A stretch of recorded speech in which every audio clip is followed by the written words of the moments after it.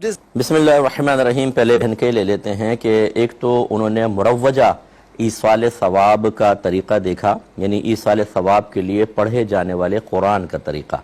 وہ کہتی ہیں اس کا طریقہ ہم نے دیکھا کہ پہلے سورہ فاتحہ پڑھتے ہیں، پھر اندر کی مخصوص آیات پڑھتے ہیں، پھر چاروں قل پڑھے جاتے ہیں۔ لیکن میرا بچہ اور سورہ اخلاص کو 3 بار پڑھتے ہیں۔ میرا بچہ جن قاری صاحب سے پڑھتا ہے انہوں نے بتایا کہ وہ قاری صاحب ایسے کرتے ہیں کہ پہلے چاروں قل پڑھ لیتے ہیں، بعد میں سورہ فاتحہ پڑھتے ہیں۔ کیا حکم شرع ہوگا؟ بہن نے اپنے رائے ظاہر کرنے کی کوشش کی تھی تو میں نے روک دیا کہ وہ غیر ضروری تھی۔ میں جواب عرض کر دیتا ہوں۔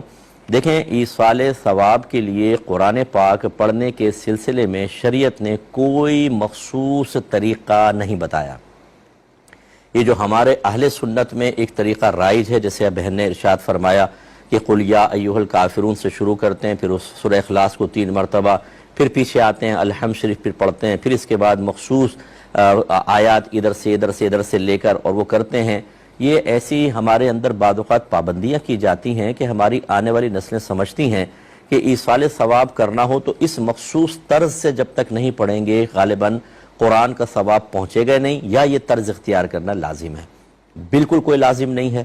جو آپ نے پہلے بتایا وہ بھی اپنی جگہ بالکل درست، جو قاری صاحب کر رہے ہیں بالکل درست۔ میں آپ سب سے گزارش کروں گا کہ سب سے پہلے آپ کے گھر میں جتنے طریقے رائج ہیں نا ایصال ثواب کے، نیاز کرنے کے اور دیگر نظریات، انہیں کسی مفتی صاحب سے چیک کروا لیں، اس اعتبار سے کہ کون سے کرنا فرض یا واجب ہیں اور کون سے صرف مستحب ہیں۔ پھر مستحب میں جو طریقہ آپ اختیار کر رہے ہیں کیا اس طریقے کو اختیار کرنا لازم ہے، یا کریں یا نہ کریں دوسرے طریقے بھی اختیار کر سکتے ہیں۔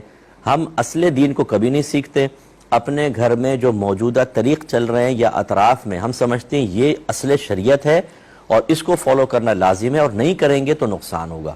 اور اس میں جاہل اپنا کردار بڑا ادا کرتے ہیں معذرت کے ساتھ، کہ ان کو چونکہ پروٹوکول مل رہا ہوتا ہے، وہ مرکز نگاہ بن رہے ہوتے ہیں، علم سیکھا نہیں ہوتا، ہینگ لگے نہ پھٹکڑی، رنگ بھی چوکھا آئے، تو غلط چیز کو رائج کرنے کے لیے سخت، ارے تمہیں نہیں پتہ یہ طریقہ رائج ہے، ایسا کرنا چاہیے۔ اور یہ زیادہ تر بڑے گھر کے بعض اوقات بڑے کر رہے ہوتے ہیں کہ ہمیں مان لو بس، اور اس سے خرابیاں بچوں کے اندر پیدا ہوتی ہیں۔ اصل دین کا دور دور تک پتہ نہیں ہے، اور ہماری بنی ہوئی رسومات نے اصل دین کی جگہ لے کر اور بالکل ایسا ہمارے ذہنوں کو مفلوج کر دیا ہے کہ اس کے خلاف سننے کے لیے تیار نہیں ہے۔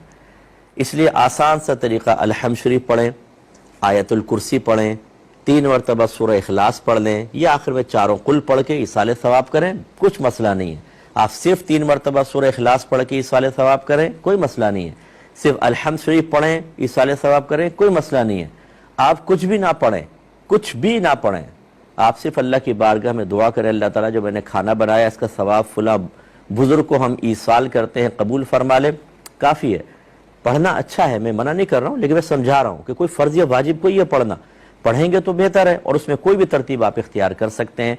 اس کے علاوہ اگر میری یہ بات سن کر آپ کسی کو سنائیں اور وہ کوئی بات کہے، اس سے کہیں قرآن و حدیث سے دلیل لے کر آؤں، ختم بات۔ آسان سی بات یہ ہے، اپنے پاس سے اپنے رائے کو اس طرح ظاہر کرنا، اور یہ جتنے اس طرح کے قاری حضرات ہیں کہ جو جب انہیں سمجھایا جائے تو وہ اس طرح اس انداز سے پیش کرتے ہیں کہ علماء مفتیان کرام سب بے وقوف ہیں، ہم جو کر رہے ہیں وہ ٹھیک ہیں، تو ان سے بھی میری گزارش ہے کہ یہ جو آپ لوگوں کے اندر ایک بدعت سرائیت کر رہے ہیں نا، اس کا وبال، اس کا جواب آپ کو آخرت میں دینا ہے۔